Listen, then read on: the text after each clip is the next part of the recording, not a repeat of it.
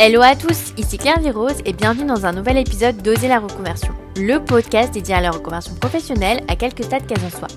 Je suis Claire Virose, ancienne avocate, j'ai tout plaqué pour réaliser mon rêve. Je reçois ici chaque lundi un nouvel invité qui a osé la reconversion.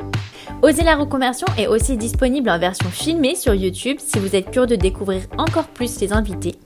Vous pouvez aussi rejoindre le groupe Facebook du podcast pour prolonger la discussion. Cet épisode est rendu possible grâce au soutien de Transition Pro Nouvelle-Aquitaine. Vous avez envie d'oser la reconversion mais vous avez peur de vous lancer seul? Transition Pro Nouvelle-Aquitaine, ce sont des équipes à votre disposition gratuitement pour vous aider à financer votre conversion. Dans le dernier épisode d'Oser la reconversion, nous avons reçu Pascal et Thierry de Transition Pro Nouvelle-Aquitaine qui nous ont présenté les différents dispositifs d'accompagnement financier dédiés à la reconversion professionnelle. Leur métier, c'est changer le vôtre. Grâce à Transition Pro Nouvelle-Aquitaine, vous pouvez suivre une formation pour changer de métier tout en restant salarié de votre entreprise.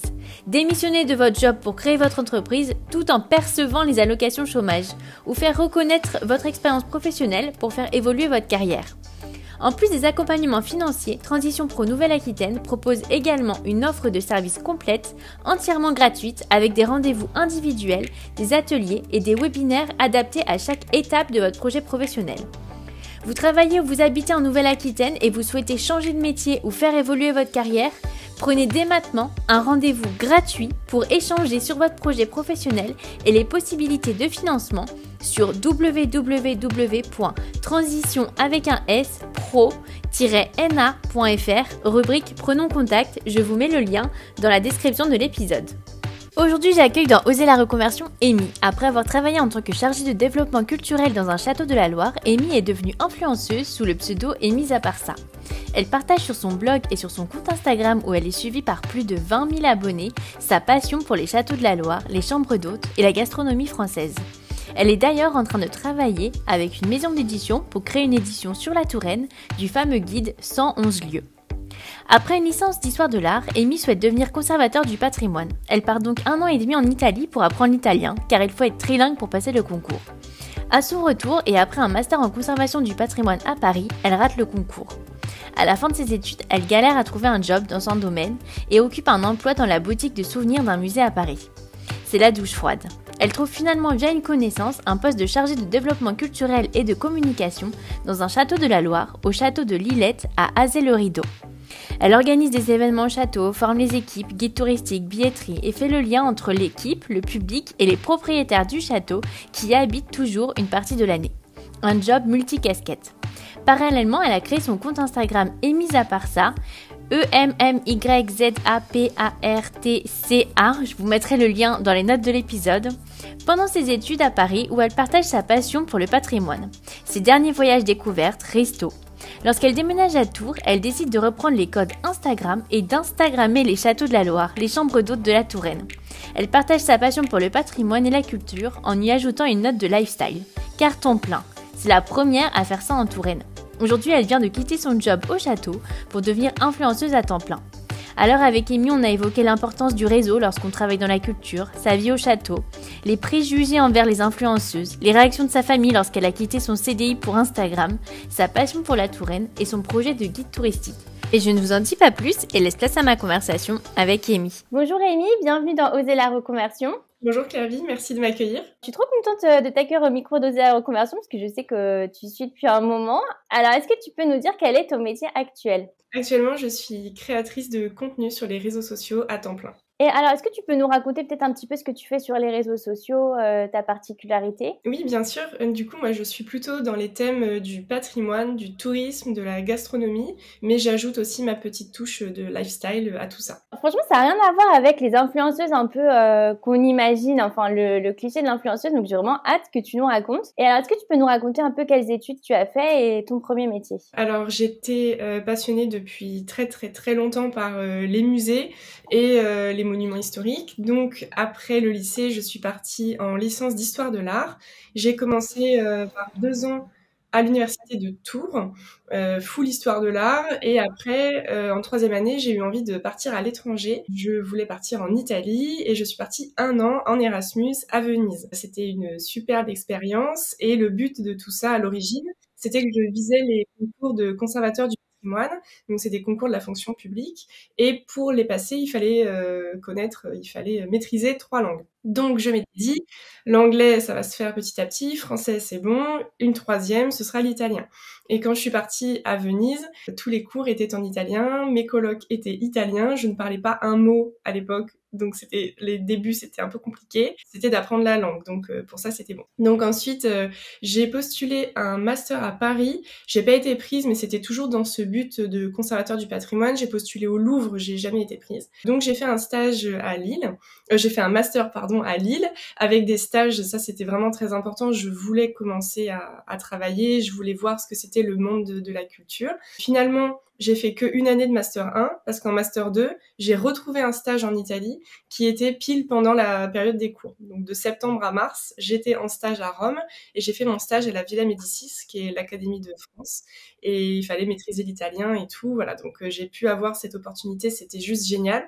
Donc à l'époque, la directrice de mon master a bien voulu que je parte malgré le fait que ce soit pile pendant la période des cours, parce que c'était quand même une expérience unique. Et du coup, quand j'ai fini mon Master 2, j'ai voulu quand même refaire une année parce que je m'étais dit j'étais pas vraiment là, j'étais en stage et puis j'aimais mes études donc j'avais envie de poursuivre et surtout j'avais jamais étudié à Paris encore. Donc j'avais trop envie d'aller à Paris et j'ai été prise à Paris à la Sorbonne en master conservation restauration du patrimoine et pendant 1 an là je me suis éclatée à faire tous les musées, toutes les expos de Paris. Et du coup, conservateur des musées, c'est un concours qui se passe à quel moment? Du coup c'est un concours, alors conservateur du patrimoine c'est catégorie A de la fonction publique et c'est tous les ans. Logiquement, ça fait un petit moment que j'ai pas suivi l'actualité, mais en tout cas, logiquement, c'est ça. Enfin, il y a d'autres concours qui m'intéressaient également, qui étaient attachés de conservation et éventuellement assistante de conservation. Mais là, c'était du catégorie B, voire C, et eux, c'était tous les 3 ans, parfois. Donc, c'était vraiment hyper dur, quoi. Les concours sont très difficiles. On le passe une fois, on le rate, faut attendre 3 ans, faut travailler encore dans des CDD un peu comme ça aléatoires, tout en ne sachant pas, vu qu'il y a très peu de place, si on va avoir le concours dans plusieurs années. Et donc toi, finalement, t'as passé le concours? Oui, j'ai passé le concours. Alors, je n'osais pas me lancer pour conservateur du patrimoine, je me trouvais trop jeune à l'époque. Donc, j'ai passé attachée de conservation et assistante de conservation, et je me suis rétamée, tout simplement. Et comment ça s'est passé du coup à ce moment-là, toi, dans ta tête? Est-ce que tu t'es dit, bon, bah c'est pas pour moi? Non, pas du tout. En fait, je m'y attendais. Souvent, nos professeurs nous conseillaient de passer le concours pour voir ce que ça donnait, pour nous rendre compte des conditions d'examen, et du coup pour mieux le travailler par la suite. Mais je crois qu'il y avait pas non plus, on n'avait pas. Enfin, je crois que ça c'est terminé aussi. Mais à un moment, on pouvait le passer quelque chose comme 5 fois et après c'était terminé. Donc, fallait pas non plus se griller trop de chance. Donc, j'étais pas forcément inquiète. Et puis je me disais, je vais travailler pendant 2 ans. Je vais me faire de l'expérience et puis quand je reviendrai, je serai plus armée, j'aurai plus de connaissances, etc. Parce que c'est quand même un concours. Si on n'a jamais travaillé dans le patrimoine et qu'on sort des études, c'est pas possible. Enfin, il y en a qui doivent y arriver, j'imagine, mais il faut quand même connaître le monde du tourisme, le monde du patrimoine, le monde de l'histoire de l'art pour rendre des copies correctes. Quand on est conservateur du patrimoine, c'est un peu le métier rêvé de tous ceux qui font de l'histoire et de l'histoire de l'art et qui sont pas orientés vers la médiation. Parce que c'est vrai que la médiation, les gens qui sont au contact du public, c'est plutôt les guides ou c'est des gens qui vraiment ont des postes dédiés à ça. Le conservateur de musée, lui, il est pas vraiment au contact du public ou alors ponctuellement pendant une visite guidée ou quoi. Mais lui, il est plutôt au contact des collections et des objets, en fait. Donc, quand on est passionné par les objets, on sait que quand on est conservateur du patrimoine, on est au cœur de ça. On a un accès privilégié aux objets. On peut créer des expositions, les envoyer dans le monde entier pour les partager avec d'autres publics. Enfin, voilà. Et du coup, on est quand même à la tête souvent d'un département. On est à la tête d'un musée. C'est un poste avec des responsabilités et ça donne envie, quoi. Et c'est toi qui fais le choix du coup des expos, des collections? Oui, logiquement, alors tout dépend évidemment de l'équipe du musée, ça dépend aussi de beaucoup de facteurs, mais logiquement, oui, le conservateur, s'il a vraiment la main sur ses collections, il peut par exemple entendre parler, à Pékin, l'an prochain, il y aura une collection sur tel thème, ça peut être la France XVIIIe siècle, moi, ma collection, c'est ça. Qu'est-ce que je pourrais leur envoyer? Quelles œuvres il leur manque dans leur corpus à eux? Et du coup, après, on prépare, ça c'est génial, enfin, j'avais fait du coup en stage, mettre dans les cartes, enfin pas dans les cartes, cartons, c'est plutôt dans des boîtes, des grosses boîtes en bois où l'œuvre est protégée. On fait des constats d'état à l'arrivée, au départ, pour voir si évidemment rien n'a bougé, car les œuvres sont fragiles. Enfin, c'est génial. Et souvent, les conservateurs aussi voyagent avec leurs œuvres. Ils emmènent leurs œuvres dans les expos, donc ça donne des super voyages. C'est super. Est-ce que c'est un métier qui est bien rémunéré parce que ça a l'air d'être difficile d'accès. Est-ce qu'après, tu as le salaire qui va avec? Oui, je pense que... Alors, s'il y a des conservateurs du patrimoine qui m'entendent et que je dis oui comme ça, ils vont dire « Oulala !» J'imagine que parmi tout le panel des métiers dans la culture, ça doit être un des mieux rémunérés, mais on reste dans la culture.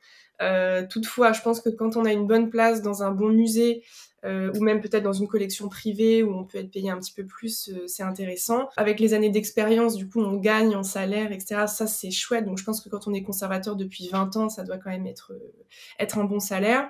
Mais voilà, après, ça reste dans la culture. C'est pas non plus... Quand on veut travailler dans le patrimoine et tout ça, c'est pas l'argent qui nous intéresse, malheureusement. C'est la passion qui guide tout. Et toi, alors, comment t'as fait pour trouver ton premier job à la fin de tes études? Alors, donc j'ai terminé mes études à Paris. J'avais intégré une association à l'époque qui faisait des visites guidées. Enfin, c'était une association autour du dessin. C'était Bella Maniera. Et je m'étais dit, je vais essayer de me faire des contacts un petit peu pro et tout machin. Mais bon, j'étais un bébé à l'époque. Je sortais à peine de mes études. Donc, ça n'avait pas trop fonctionné. Donc, j'avais pas vraiment de touche. J'avais pas de travail quand j'avais terminé mes études. J'ai envoyé des CV, t'imagines bien, dans tous les musées qui existent à Paris, dans toutes les fondations, partout. Et donc j'ai trouvé un travail finalement au sein des Monuments Nationaux à la Sainte-Chapelle de Paris, sur l'île de la Cité, mais j'étais à la boutique. Donc c'était un peu... bon. J'étais contente de rester dans le domaine, techniquement dans un lieu historique, mais je vendais des livres à des gens. Donc j'étais en mode, bon, on n'est pas tout à fait encore au point, mais c'est déjà ça.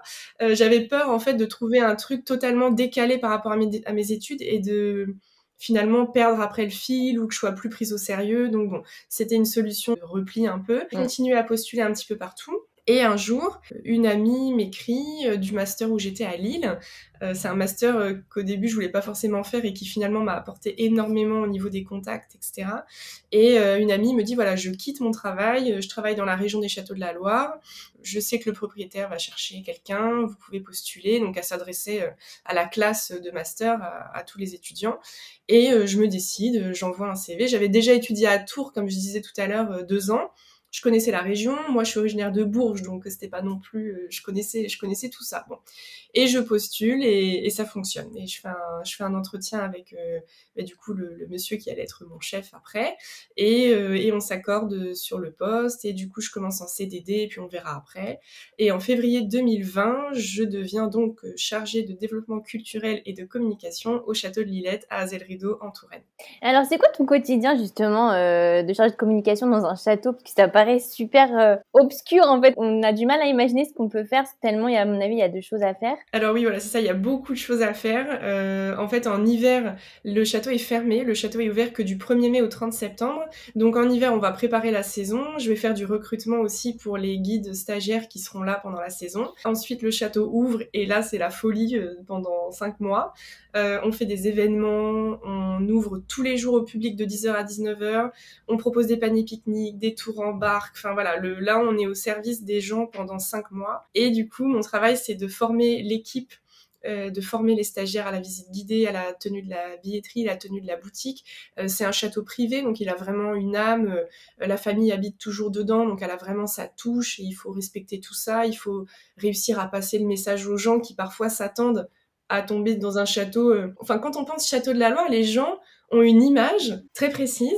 Et quand ils arrivent et que c'est pas trop ce qu'ils avaient pensé, il faut que justement on soit là. La médiation, c'est ça, c'est expliquer pourquoi c'est encore habité, pourquoi c'est privé, pourquoi c'est quand même ouvert au public. Voilà, ça c'est notre travail tout au long de la saison. Puis après, ça peut être des trucs, tout simplement faire les courses parce que on propose des paniers pique-nique le midi, donc on va chercher du pain tous les matins. Il y a de la charcuterie chez le traiteur, il y a plein de petits produits locaux qu'il faut qu'on recommande tout le temps. Enfin voilà, c'est tout un cycle qui se répète tout au long de la saison. C'est vrai qu'en fait, ça a une dimension beaucoup plus vivante que ce qu'on imagine. On imagine quelque chose un peu de...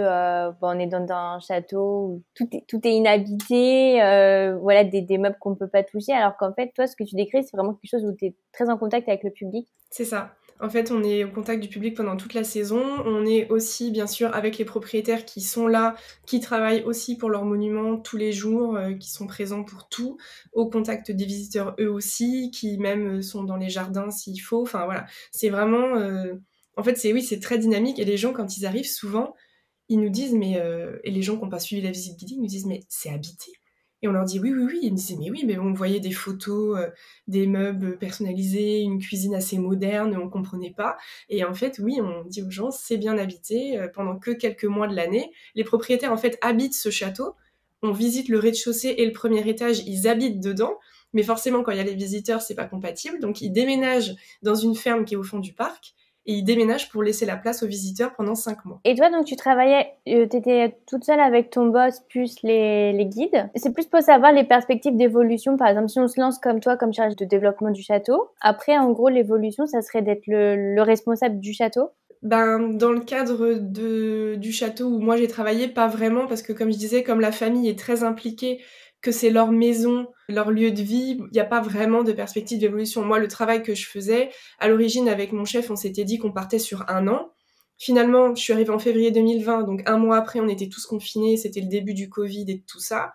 Donc j'ai fait une saison, mais une saison où on avait commencé en retard, etc. Donc je voulais faire une deuxième saison pour savoir ce que c'était vraiment. Et puis finalement, la deuxième saison, le Covid était encore un peu là, donc j'en ai fait une troisième pour enfin voir qu'est-ce que c'est une saison normale. Et puis bon, on connaît maintenant toute la crise actuelle. Enfin, il n'y a jamais vraiment de situation normale pour le tourisme. Mais voilà, j'étais censée faire 1 an, étant donné qu'il n'y a pas de perspective d'évolution dans le travail que je faisais.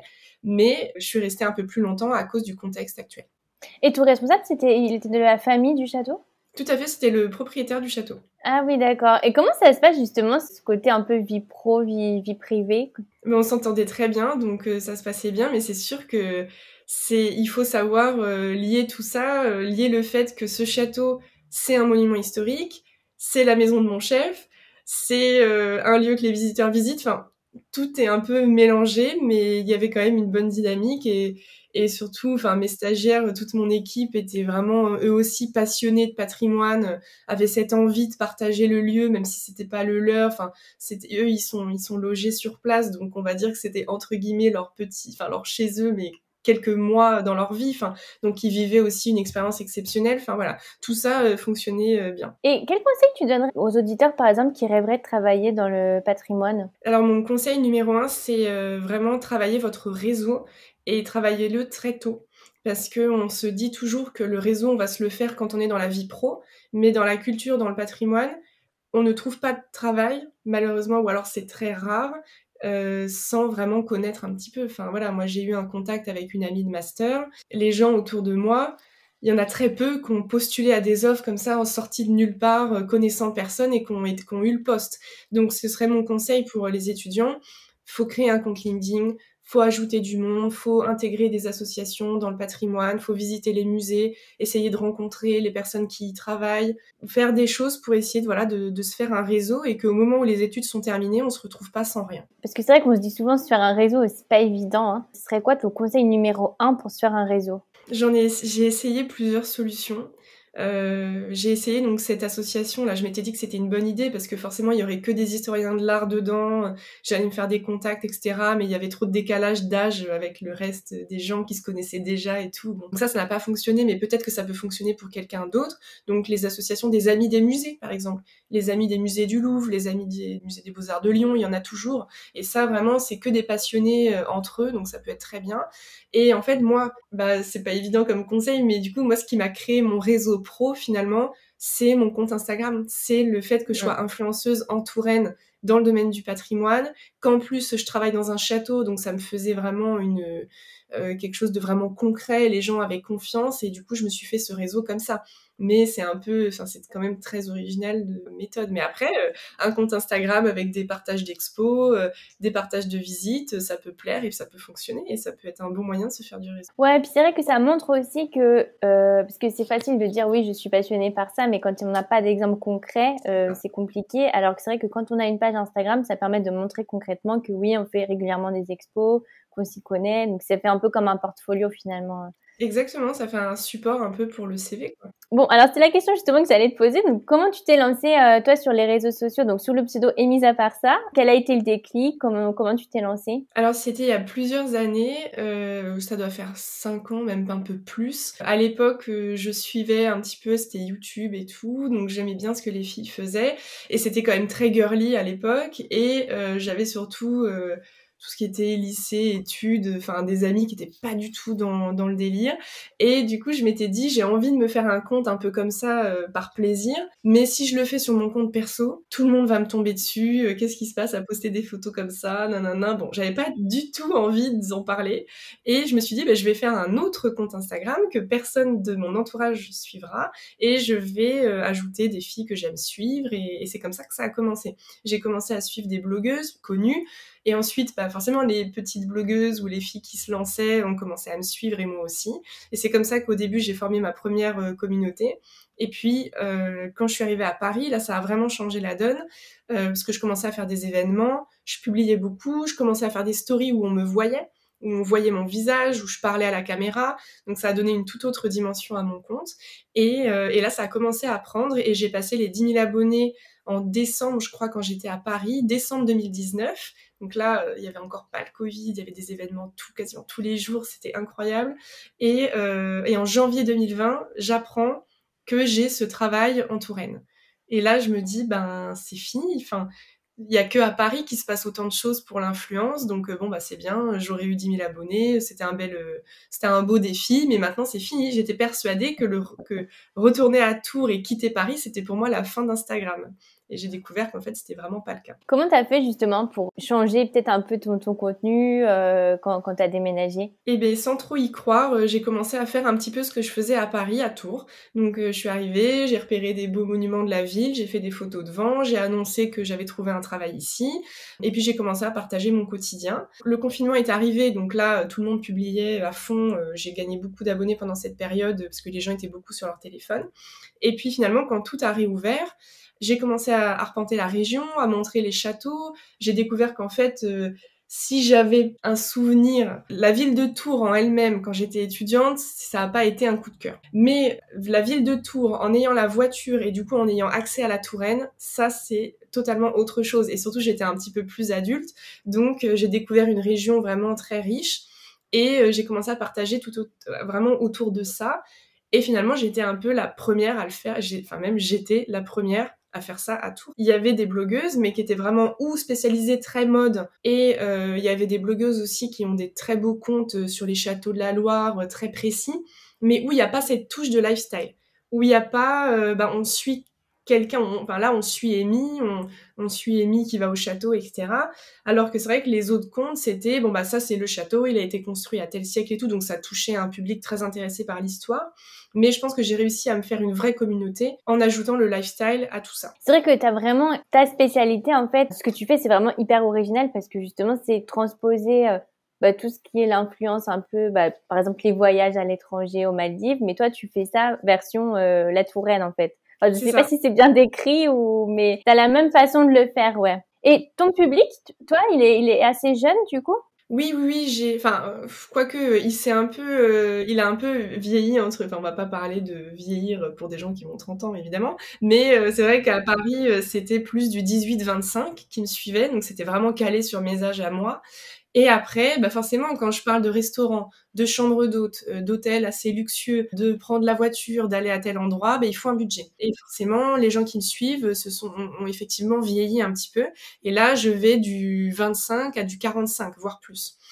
Donc vraiment, là, le noyau, c'est 25-35. Le reste, c'est vrai que j'ai vraiment des abonnés, enfin, c'est très diversifié, ça, c'est chouette. Et surtout, c'est très intéressant pour les marques qui me suivent, pour les offices du tourisme avec lesquels je peux travailler, parce qu'en fait, c'est pile leur cible. C'est des gens qui ont un pouvoir d'achat, qui ont envie de voyager dans des beaux endroits, qui sont prêts à faire plein de visites et tout. Et en fait, c'est une communauté qui est très ciblée, qui est très niche, et qui est en fait vraiment de qualité pour les partenariats. Donc ça, c'est vraiment la chose dont je suis le plus fière. Comment t'as fait justement pour trouver ta niche peut-être au moment où t'es partie de Paris, t'es arrivée à Tours, justement tu disais que t'as eu un peu ce côté je sais pas trop ce que je vais pouvoir faire. Comment tu as fait pour trouver et puis te dire, bon, bah, c'est ça que je vais essayer? Mais j'ai fait un peu à l'instinct parce que finalement, j'avais pas du tout envie d'arrêter ce que je faisais à Paris. Donc je me suis dit: «Bah, tant pis, je vais faire pareil ici» et il y a des choses qui m'ont un peu amusée. Enfin, je sais que forcément, on est sur les réseaux, donc ça se voit, les gens voient, etc. Et j'avais entendu que certaines personnes disaient qu'il y avait en gros une blogueuse parisienne un peu écervelée qui était arrivée et qui s'était octroyé le patrimoine en trouvant ça joli et tout. Et quand les gens découvraient mon CV, ils se disaient ah non d'accord ok c'est quelqu'un qui connaît du coup. Enfin genre il y avait vraiment cet amalgame entre voilà la blogueuse qui se prend en photo. Les gens n'ont pas du tout, enfin certaines personnes évidemment c'était vraiment très isolé, mais il y a des gens qui n'ont pas du tout envisagé que je sois vraiment passionnée par le patrimoine. Pour eux, c'était un prétexte, en fait, pour faire des contenus et tout. Et du coup, ça m'a fait rire.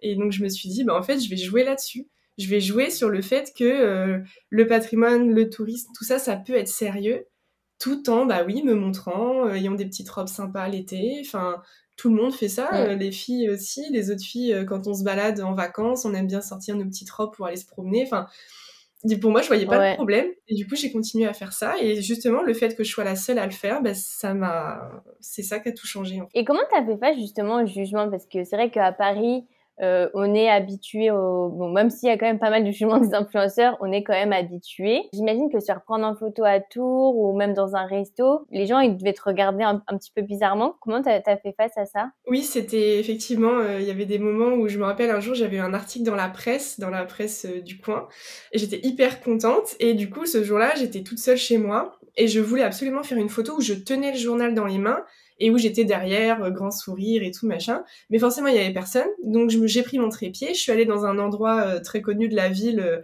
devant le musée des Beaux-Arts où il y a toujours du monde. J'ai mis mon trépied et je me suis pris en photo 15 000 fois évidemment. Et les gens qui passaient étaient en mode, «Waouh, qu'est-ce qui se passe là?» Enfin, donc, mais peu importe. Enfin, et du coup, maintenant, je joue à fond là-dessus. Je joue cette carte en fait de prendre un selfie au moment où c'est pas le moment, de prendre plein de photos.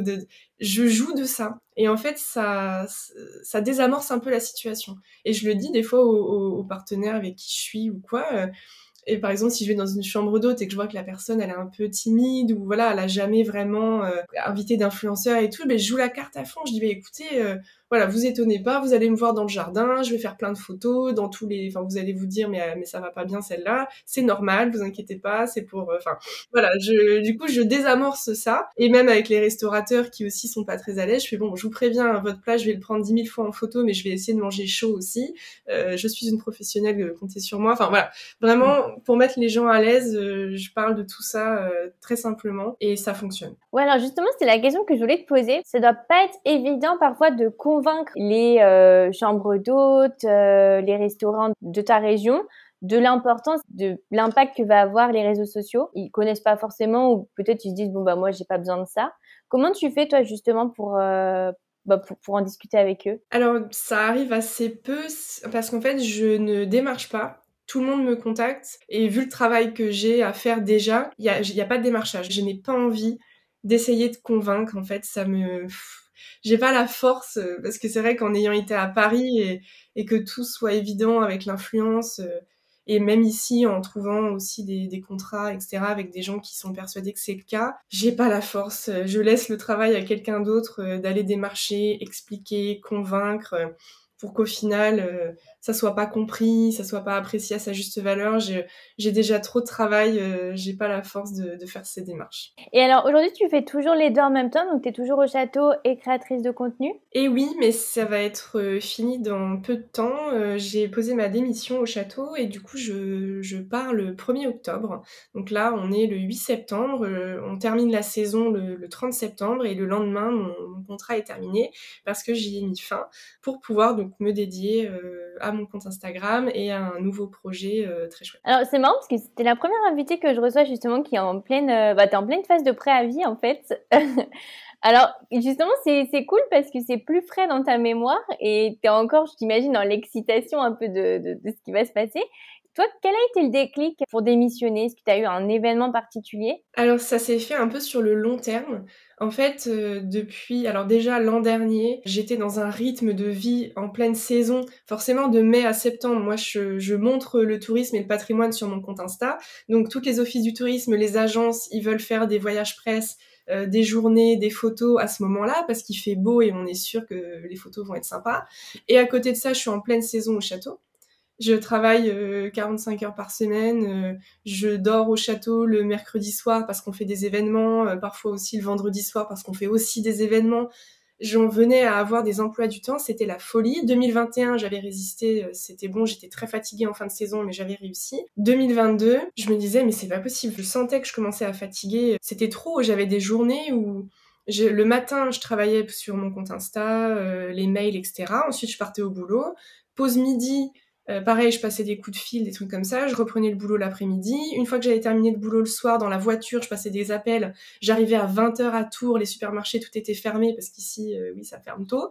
Donc, je pouvais pas faire mes courses. Plus personne n'était dispo pour les rendez-vous. Et j'avais en fait cette question omniprésente dans ma vie de tout le monde qui était quand est-ce que tu es disponible? Je n'étais plus disponible. Et j'avais un emploi du temps devant moi. C'était un truc mensuel en fait que je m'étais imprimé. Et quand les gens me demandaient une dispo, la dispo, c'était dans 3 à 4 semaines. Et les gens comprenaient pas. Ils me disaient, mais oui, mais pour ton jour de repos, on peut se voir, mais il n'y avait pas de jour de repos, parce que je travaillais au château et mes jours de repos du château étaient dédiés à Instagram. Donc, du coup, dédiés à mon deuxième métier. Donc, il n'y avait pas de jour de pause. Et je fais un coaching, parce que j'ai créé un petit peu des événements à Tours, là, pour mettre en avant la Touraine, les Tourangeaux, avec des intervenants, etc. Et parmi les intervenants, un jour, il y avait Chloé, de Raya Accompagnement qui fait du coaching, gestion de stress, coaching personnel, etc. Et on fait une séance test parce que je savais qu'elle allait intervenir dans mon événement, donc je voulais voir ce qu'elle allait dire, comment ça allait se passer. Et on fait le test et elle me demande c'est quoi ton problème en ce moment, qu'est-ce qui va pas? Et je dis le temps ça va pas, j'ai pas le temps. Elle me dit mais qu'est-ce que ce serait la solution? Et je lui dis, la solution, ce serait que je me dédouble. Et elle me dit, alors Amy, la solution, c'est pas quelque chose qui est humainement possible, c'est qu'effectivement, il y a vraiment un problème.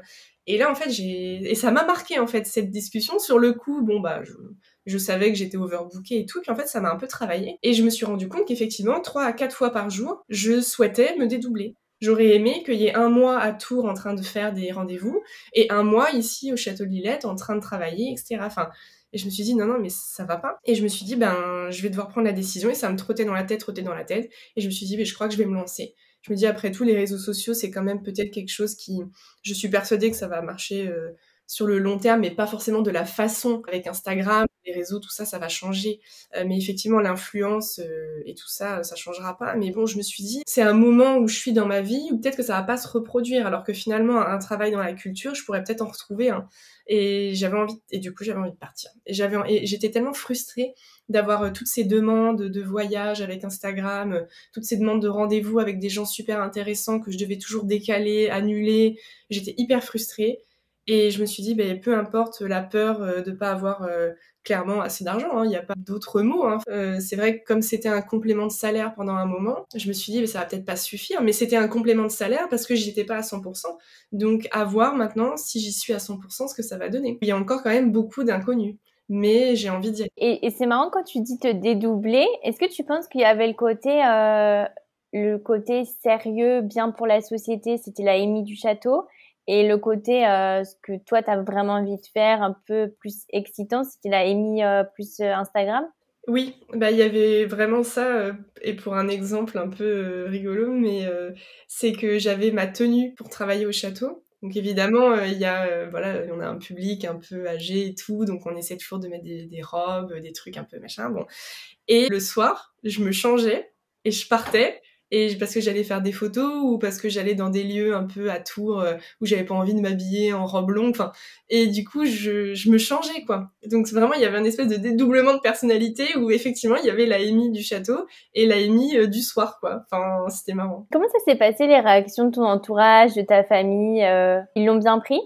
Alors, comme ça fait déjà 2 ans que j'avais ma micro-entreprise avec Instagram, ils savaient que ça commençait à marcher de façon un petit peu pro. Alors évidemment, moi, il n'y a aucun auto-entrepreneur dans ma famille, ça n'existe pas. Donc déjà, j'ai découvert le concept en mai 2020, hein, je savais à peine ce que c'était. Quand je me suis lancée, c'était vraiment l'inconnu total, j'avais personne pour me conseiller, mais personne. Donc mes parents ont toujours eu beaucoup confiance en moi, donc ils sont à fond derrière le projet. Forcément, quand on va un peu plus loin dans les générations, ma grand-mère, quand je lui ai dit que je démissionnais de mon CDI pour aller faire Instagram, et elle n'a pas compris. Elle n'a pas compris. Elle m'a dit, oui, ok, j'espère que ça va aller, mais pour moi, ça n'est pas un métier. C'est vrai que quand on l'entend, ça fait un peu mal, mais c'est comme ça. Le temps prouvera que c'est le cas, mais c'est un peu difficile, quoi. Mais franchement, je suis pas non plus, on m'a pas mis de bâton dans les roues, personne m'a découragée, j'ai eu de la chance par rapport à ça. T'as pas eu de réaction parce que comme tu es dans un environnement qui est très culturel, très patrimoine, je trouve que parfois dans ces environnements-là, on peut être un peu pris de haut, justement, comme tu le racontais. Est-ce que tu as senti ça, par exemple, au château, quand tu as démissionné pour devenir influenceuse? Comment ça a été pris? Alors effectivement, c'est vrai que dans le monde du patrimoine, un manque de sérieux peut être vu par rapport à cette décision. Par rapport à voilà un poste, c'est pas pareil. Finalement, ça fait un peu l'échec en mode j'ai fait des études d'histoire de l'art, j'ai travaillé dans la culture et puis je lâche tout et puis je fais totalement autre chose parce que dans leurs yeux c'est totalement autre chose. Donc ce serait considéré effectivement comme un échec, ce que moi je considère pas du tout. Et mon chef il a pas été étonné. Enfin, en fait ils savent que j'ai ce compte Instagram. Je crois qu'ils me suivent même un petit peu. Quand je rentrais de voyage presse pendant 2 jours, bah mon chef il me disait alors c'était bien. Enfin, il y avait vraiment pas de tabou autour de ça. Évidemment, le deal c'était que je sois à 100% sur mon travail. Si je suis au travail au Château Lillette, je suis pas Instagrammeuse, c'est normal. Donc j'attendais mes pauses, j'attendais les jours de repos pour travailler tout ça. Ça c'était le deal, mais du coup quand j'ai annoncé, il n'y avait pas vraiment d'étonnement. Plus vous êtes sûr que ça va aller, vous êtes sûr que ça va fonctionner, que ça va suffire. Enfin voilà, finalement un petit peu toutes les interrogations des gens étaient toutes les mêmes, peu importe qui, quoi. Alors, du coup, tu parlais de un peu la peur de perdre des revenus. Alors, justement, c'est la question que je voulais te poser. T'arrives, toi, à te faire rémunérer avec les chambres d'hôtes, les hôtels? Je te dis ça parce que souvent, c'est des personnes qui ont pas forcément, qui sont parfois petites. Peut-être elles ont, je sais pas, 2, 3 chambres d'hôtes chez elles. Elles commencent. Oui, elles ont envie de faire de la pub sur Instagram parce que peut-être leurs amis leur ont dit que c'était bien. Mais en même temps, de là à aller payer quelqu'un, c'est un petit peu difficile. Comment toi t'as fait? Comment tu t'arrives à te faire rémunérer? Alors le choix que j'ai fait, c'est effectivement pour, si on prend l'exemple des chambres d'hôtes, pour des gens qui se lancent comme ça dans un projet qui parfois même est une reconversion. Je pense que tu as eu des invités, voilà, donc ça m'a fait penser à ça. Évidemment, c'est pas le profil où je veux me faire rémunérer. Donc pour pouvoir continuer à ce que ces gens-là profitent, qui n'est pas du tout un mot négatif dans le contexte, profitent de mon influence pour se faire connaître, etc. Et bien justement, c'est la touche de lifestyle dont je parlais tout à l'heure, et cette touche de lifestyle qui me coûte parfois du sérieux aux yeux de certaines personnes. C'est comme ça que j'arrive à continuer d'être rémunérée. C'est avec des marques qui me contactent. Ça peut être des marques d'alcool, parce que là, il y a toujours un peu de budget quand c'est du vin spiritueux. Ça peut être voilà, des objets de déco, des choses qui finalement s'intègrent dans mon contenu lifestyle, qui sont pas forcément patrimoine, mais que je continue de faire parce que ça me nourrit et parce que ça me permet de continuer à, si c'est un petit château privé, bah, justement, ne pas me faire rémunérer. Alors, je demande quand même, surtout dans le contexte actuel, peut-être au moins le dédommagement des frais, frais kilométriques ou les billets de train, etc. Parce que, enfin, avec la vie actuelle, les trajets, maintenant, ça coûte très cher. Donc, en fait, voilà, le deal, on essaye de se faire le deal que je viens, je ne suis pas payée, mais ça ne me coûte rien. Donc du coup, le trajet est pris en charge, la nuit est gratuite, le repas est gratuit, et on s'arrange comme ça. Donc du coup, aujourd'hui, c'est plutôt le lifestyle. Est-ce que tu as des projets pour, maintenant que tu passes à temps plein, est-ce que tu as des objectifs peut-être pour être rémunéré sur d'autres domaines? Oui, maintenant que je passe à temps plein, je vais enfin avoir le temps de me dédier à d'autres projets que j'avais laissés dans un coin de ma tête parce que je pouvais pas les réaliser par manque de temps. Et surtout aussi, ce qui a un peu déclenché en plus tout ça et ce qui m'a permis d'avoir confiance pour partir, c'est qu'il y a une maison d'édition allemande qui m'a contactée en juin dernier et qui m'a proposé d'être l'auteur d'un guide touristique sur la Touraine. Et quand j'ai reçu ce mail, je l'ai lu 3-4 fois, j'ai eu peur que ce soit quelque chose de faux. Je suis allée voir le site de la maison d'édition. Les guides, ça s'appelle 111 lieux. Et du coup, eux, à la base, ils faisaient ça en Allemagne, dans les régions d'Allemagne, donc 111 lieux dans telle région. Là, je me rends compte que je ne saurais pas citer une région d'Allemagne, à part peut-être la Bavière, je sais même pas, bon, je dis rien. Mais donc voilà, ils ont décidé de faire ça en France. Donc ils ont déjà sorti 111 lieux à ne pas manquer en Franche-Comté, 111 lieux à ne pas manquer dans telle région, voilà. Et ils n'avaient pas encore fait la Touraine, donc ils étaient à la recherche d'un auteur et ils sont tombés sur mon profil grâce à mon compte Instagram et ils ont décidé que c'était moi. On a fait plein d'essais, j'ai envoyé une liste des lieux pour voir si ça leur plaisait, si on était sur la même longueur d'onde. Donc ça, c'est le nouveau projet, parce que ça va être un sacré travail de rédaction. Et puis, j'ai pour projet de faire plein d'événements en Touraine, de rencontrer ma communauté tourangelle qui est super, qui est vraiment hyper réactive, hyper proche de moi, qui a confiance. Et du coup, c'est aussi pour moi, c'est aussi ça que je fais, que je dis aux gens. Je fais moi, si je viens dans un lieu, si j'en parle, j'ai tellement la confiance de ma communauté que c'est que je suis sûre de moi à 100%. Je peux pas me permettre. Ok, je fais des collaborations rémunérées parfois avec des marques pour me nourrir, mais jamais je ferai une collaboration qui pourrait me mettre en porte-à-faux avec ma communauté. Si je fais quelque chose, c'est que c'est correct. Donc voilà, et donc parmi les nouveaux projets, il y en a plein. Je me suis carrément fait une petite liste dans mon carnet de toutes les choses que ça y est, j'aurai enfin le temps de faire. Et d'ailleurs, ça me fait penser, j'aurais dû poser la question avant, mais les offices de tourisme, elles rémunèrent pas non plus les influenceurs? Si, et pareil, il faut négocier, ça dépend pour quelles opérations. Mais c'est vrai que ça fait partie des clients qui peuvent rémunérer. Et alors, est-ce que tu aurais peut-être une anecdote d'un voyage presse influenceur à nous raconter ou quand tu as été en chambre d'hôte? Là, tout de suite, je pense à la première chambre d'hôte qui m'a fait confiance. Parce que forcément, pareil, c'était pas un format qui était très connu sur les réseaux. Enfin, autant les hôtels, les blogueuses voyage, les blogueurs voyage font beaucoup d'hôtels, etc. Mais les chambres d'hôtes, pas tant que ça. Et du coup, vraiment, puis je parle de vraiment, parce qu'il y a des chambres d'hôtes qui ont un succès de fou sur Insta, mais je les trouve un peu hors catégorie. Et du coup, là, c'était vraiment une chambre d'hôte en Anjou qui s'appelle le Moulin de Gaubourg. Et c'était les enfants de la propriétaire de la chambre d'hôte qui avaient parlé de mon compte et qui avaient dit « Mais ce serait bien, maman, que tu le fasses et tout. » Et j'y étais allée et pareil, moi, j'avais jamais fait ça. Pour moi, c'était exceptionnel de pouvoir dormir dans un lieu, d'en parler et tout. Et je me rappelle, j'avais annoncé ça à ma communauté. Ils étaient en mode « Mais c'est génial, enfin... » Une chambre d'hôte, ok, c'est pas très loin de Tours, c'était vers Brissac, vers Angers. Et j'avais passé une super soirée, on avait fait la table d'hôte, j'avais fait plein de contenu, un article de blog et tout, et puis ils avaient eu du monde après ça, donc ça avait super bien fonctionné. Donc ouais, c'était les premiers qui m'avaient fait confiance, donc ça m'avait mis la pression. Et après, c'est comme tout sur Instagram, une fois qu'on a fait un truc, après c'est parti. Et je pense que d'autres ont vu ça, ils se sont dit bon si eux ils ont essayé et qu'ils ont l'air assez contents, nous aussi on va s'y mettre. Et ça a commencé comme ça. Bon, alors il y a déjà plein de belles choses qui arrivent, mais est-ce que tu pourrais nous dire quel est ton plus grand rêve professionnel? Là, il y a tellement de choses. Enfin, pour l'instant, le rêve, il est plutôt concret. Enfin, c'est vraiment réussir en fait à être à 100% à ce que je veux faire.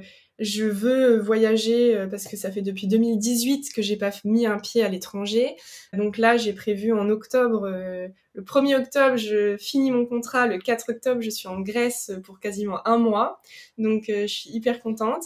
Et en fait, oui, le rêve, voilà, pour l'instant, c'est pas un truc fou. C'est réussir à combiner tout ce que j'ai envie de faire, tous mes projets, vivre normalement, même plus que normalement, hein, j'ai plein d'espoir et tout, et réussir aussi à concilier ma vie perso, toujours voir mes proches, ne pas changer, rester pareil, enfin voilà, vraiment du concret, vraiment du concret, du simple, voilà, vraiment pas de choses totalement folles, on va voir. Et alors peut-être si tu pouvais revenir en arrière à n'importe quel moment, maintenant que tu as démissionné, que voilà, tu as toutes ces envies-là, quel conseil tu te donnerais à n'importe quel moment? Quel conseil tu pourrais te donner? Là, du coup, je pense plus du tout à du pro, pour le coup. C'est plutôt du perso, parce que c'est vrai qu'on n'en parle pas sur les réseaux, mais j'ai vécu entre 2020 et 2021 des moments difficiles niveau perso. Mais du coup, le conseil, ce serait faire tout pareil. Tout pareil, si c'était à refaire... Vraiment, puisque tout ça a mené à du bon. Et surtout, voilà, pour les gens qui veulent se lancer, parce que des fois, quand on a un projet et que ça tombe pile dans un moment perso où ça va pas du tout, et ben tant pis, le faire quand même, parce que finalement, des fois, c'est un peu ça qui va nous sauver aussi, quoi. C'est de surtout pas lâcher les projets en se disant qu'on n'est plus capable, qu'on est trop fatigué, qu'on est trop triste, enfin, surtout pas. Et c'est vrai que mai 2020, c'est la création de ma micro-entreprise. C'était pas le meilleur moment de ma vie perso, mais du coup, justement, c'est parce que j'ai fait ça, que j'étais à fond sur le projet, que j'avais envie que ça se développe, pour penser aussi à autre chose. Enfin, vraiment, c'est vrai qu'il y a des situations perso qui sont parfois difficiles, mais en ayant des beaux projets, des belles idées, c'est ça qui nous sort du truc après. Qu'est-ce qui t'a aidé peut-être toi à prendre les risques comme ça? Parce que du coup, tu parlais de ton déménagement de Paris à Tours et puis là de te lancer en tant que créatrice de contenu à temps plein. Peut-être si tu avais un conseil pour prendre le risque qu'on n'ose pas. Mais c'est vrai que je pense, alors ça fait partie de mon tempérament. J'aime les changements, voire trop. Enfin, j'aime un rythme de vie hyper. Enfin, c'est trop vraiment. Les journées. Enfin, j'arrête pas de dire oh quand je vais arrêter de travailler à Lillette, ça ira mieux. J'aurai du temps. J'ai déjà là, j'ai un jour de congé, de soi-disant congé, soi-disant repos, qui ressemble à une journée de l'enfer.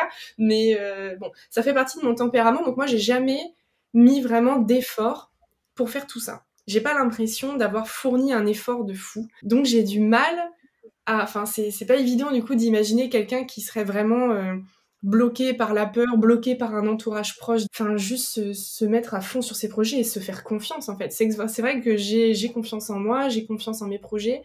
Et vraiment, je pense que tout est lié à ça. Il faut se dire que si on a eu cette idée, si elle nous trotte autant dans la tête, c'est bien qu'il y a une raison. Faut y aller. Alors, dernière question, c'est toujours la question que je pose à la fin, c'est quoi pour toi une reconversion réussie? Mais pour moi, une reconversion réussie, c'est quand on est en phase avec justement toutes ces idées qui étaient toujours comme ça dans nos têtes, qui étaient là tout le temps, au point que ça en devienne un peu fatigant, d'être dans un boulot et finalement dans la tête penser à d'autres choses, enfin, être en phase avec tout ce qui fourmille dans notre cerveau et se lancer et être heureux de le faire. Parce que c'est vrai que moi, je me sens très heureuse de quitter mon travail parce que je suis aussi en bonne entente avec les gens avec qui j'ai travaillé. Tout ça, ça aide évidemment. Mais je suis heureuse de partir. Je suis heureuse d'aller vers cet inconnu. On verra. Mais je pense qu'il faut y aller avec entrain et essayer de se dire, c'est peut-être une fois dans la vie qu'on fait ça, de se reconvertir totalement, d'aller vers une nouvelle vie. Enfin, c'est génial en fait. Ouais, de pouvoir sauter dans le vide justement avec cette excitation en fait. On va dire, j'ai pas envie de dire que la peur parce que je veux pas minimiser, mais si on a l'occasion que derrière ça suit les finances, qu'on a le moyen et même si quoi, enfin, il faut se lancer. Je pense que vraiment, si tout ça, ça nous trotte autant dans la tête, c'est que c'est pour nous. Bon, en tout cas, ça fait plaisir à voir. Donc, je mettrai tes réseaux sociaux dans les notes de l'épisode et puis on suivra la sortie de ton livre. Un grand merci, Amy, pour tout ce que tu as partagé. Merci, Clary. Je suis vraiment ravie de parler à ce podcast que j'écoute très souvent dans ma voiture et qui m'a aussi encouragée à sauter le pas. Ça a fait partie, tout ton travail à toi du podcast, d'interviewer plein de gens comme ça a fait partie des choses qui m'ont motivée. À chaque fois que j'écoutais un podcast, j'étais survoltée. Je me disais, allez, bientôt ce sera moi et tout. Donc, merci à toi. Du coup. Ça y est, c'est ton tour. Bravo d'avoir osé la reconversion. Merci, Clary. Et voilà, fini pour aujourd'hui. Merci d'avoir passé tout ce temps avec moi. Si vous avez aimé l'épisode, abonnez-vous et laissez-moi un commentaire si vous écoutez l'épisode sur YouTube. Et si vous écoutez l'épisode sur Apple Podcast, abonnez-vous, laissez une note 5 étoiles et un avis. C'est ce qui donne le plus de visibilité à ce podcast. N'hésitez pas à en parler autour de vous et à partager l'épisode sur les réseaux sociaux pour aider un plus grand nombre à oser la reconversion. Si vous voulez prolonger la discussion, rejoignez le groupe Facebook du podcast, je vous mets le lien dans les notes de l'épisode. Ensuite, si vous cherchez toutes les notes avec les références, allez dans le détail du podcast.